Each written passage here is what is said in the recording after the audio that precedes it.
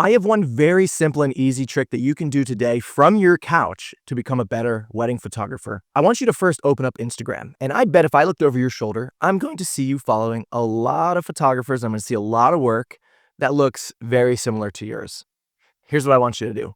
I want you to unfollow all of those photographers. I want you to clear your feed and get rid of every photographer that's creating work that looks like you. Stop looking at it. It's not helping you. I promise you it's not helping you. Get rid of it. I don't care if they're a friend.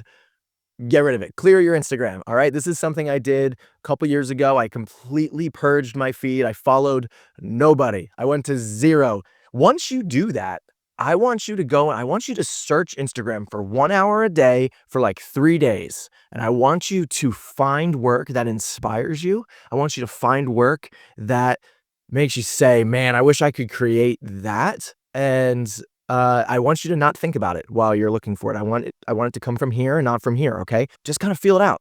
Find photographers, find work that you love that inspires you, and I want you to save it to a new collection within Instagram, but I also want you to screen grab the photo that draws your attention. The reason you should do both is because when you save an image to a collection, it's going to save the first image in that series. If it's a carousel, it's going to save the first image in the series, but it might actually be the third or fourth image that caught your attention. So screen grab whatever photo that caught your attention that you love, but save the post. That way you have this collection of photographers because you're going to go later on and follow those people, follow those photographers, all right? Once you've compiled the list and you've compiled a bunch of images that you're really drawn to, I want you to start recognizing patterns. I want you to start looking at the specifics of that image so that you can determine what drew your heart to those images. Take a look at how the photographer might be posing, what angles they might be using, what their colors look like, what locations they're shooting in. Are they more editorial style or are they more documentary style? Are they really posed? Are they really loose? Are all the images candid or all of them staged?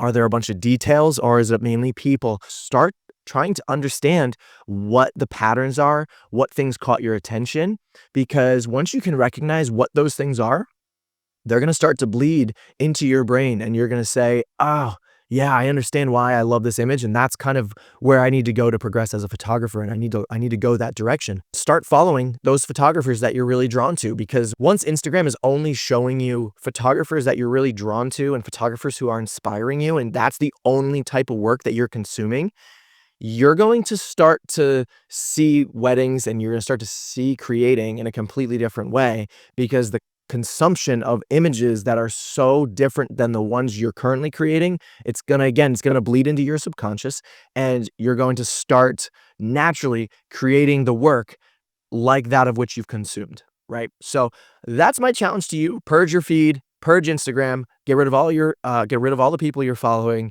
scour Instagram for new work that inspires you, and recognize the patterns after you've compiled that list. And I'm interested to see how your work progresses, because I know for me, this worked. My work has shifted drastically from the pandemic until today. If you do this, let me know how it works. I'd love to hear. And if you think this is utter dog crap and you don't want to do this, leave a comment roasting me. I don't care, whatever.